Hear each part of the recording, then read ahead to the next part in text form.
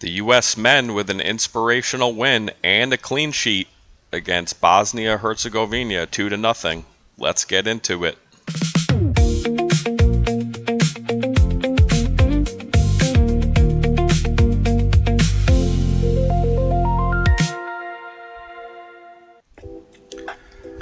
All right, so the first half went the way that I think a lot of us predicted, where the U.S. controlled the tempo, controlled possession, forced Bosnia to be more efficient with their chances.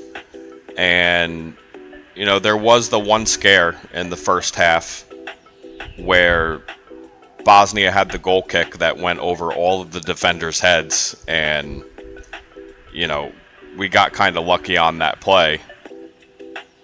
But we would have been having a much different conversation at halftime if Balogun had not scored right before the end of the first half, because it would have been more of, the U.S. is dominating possession, tempo, and chances, but Bosnia-Herzegovina is still in the game. So the longer they stay in the game, the better their chances are going to be, and they would have been right to have that opinion. But Balogun's goal eliminated that from the conversation, and instead, what we saw in the beginning of the second half was a lot of the same from the U.S. Balogun had 4 of the 5 shots, and there's a huge controversy now because he did get a red card in this game after a VAR review. I think it was unintentional.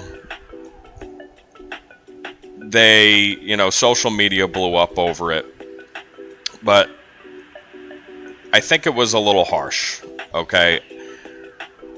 He was going for the ball. I think it was accidental that he raised his foot and then ended up stepping on the defender's ankle. And, from that point on, the entire complexion of the game changed. The U.S. lost the edge in possession, and they were forced to become more efficient with their chances, and they were. So, with 10 men against 11, the U.S. did the boring stuff really well. They compacted their lines. Midfielders won the second balls, and smart fouling to stop the momentum.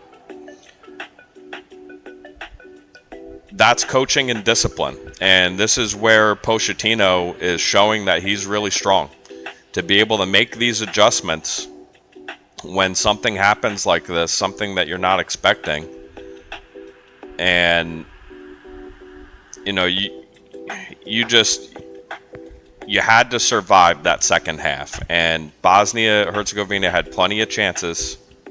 They were not on target with a lot of their chances. Otherwise, it would have been much closer, and they possibly could have still even won. But they missed the net on a lot of their chances. And the expected goal stat actually favored the U.S. at the end of this game, showing that they're just extremely efficient. Bosnia's set-piece expected goal share spiked after the red card, which nobody's surprised to see that. But again, the limiting of the second chance headers or rebounds by crowding the near post.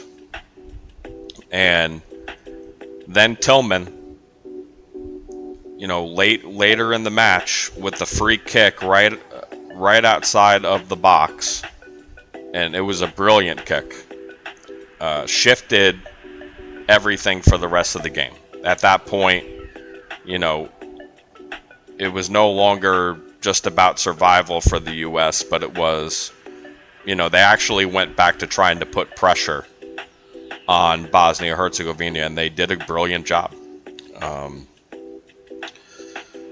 So the Balogun red card means that he will be suspended as of right now for the round of 16 against Belgium. There is a possibility that FIFA could overturn that. It's not something that I would count on. Pepe needs to be ready to fill that role for this next upcoming game.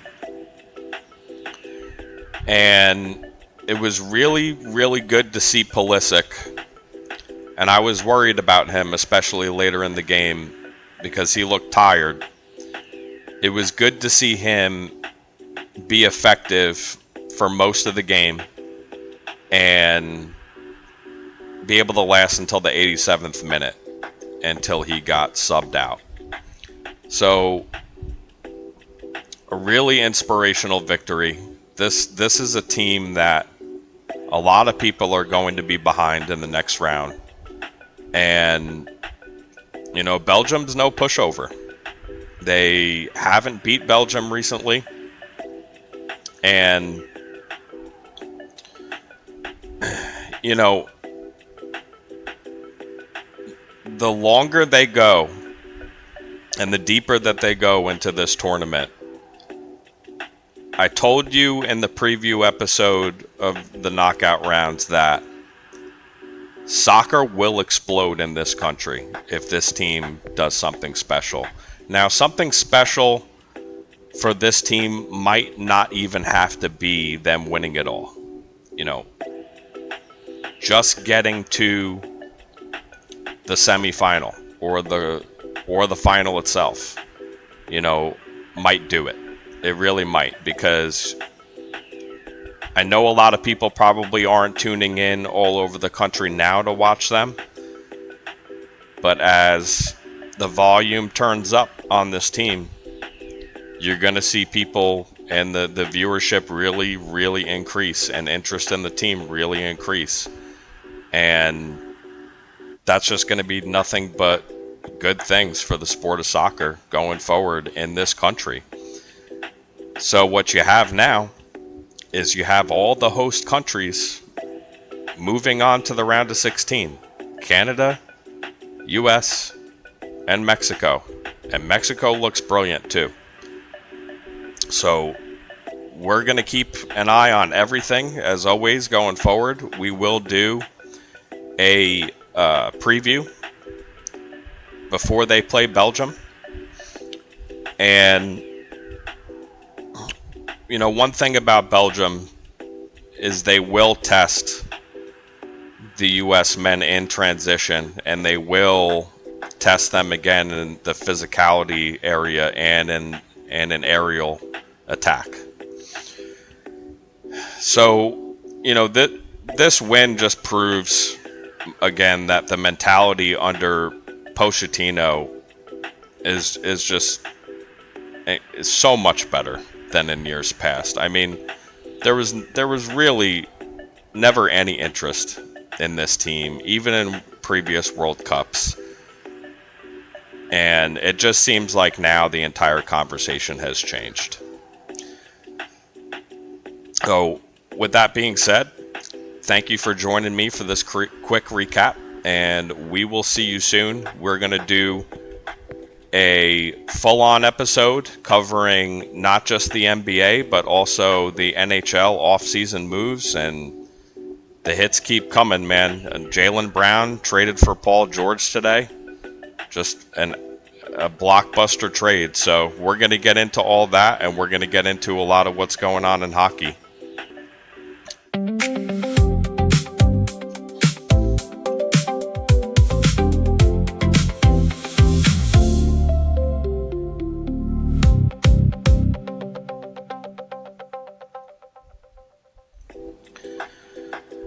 Quick reminder that we do have a mailbag, and as soon as I get some questions in, and you could ask me about anything sports related, and I will read them here on the podcast and answer them.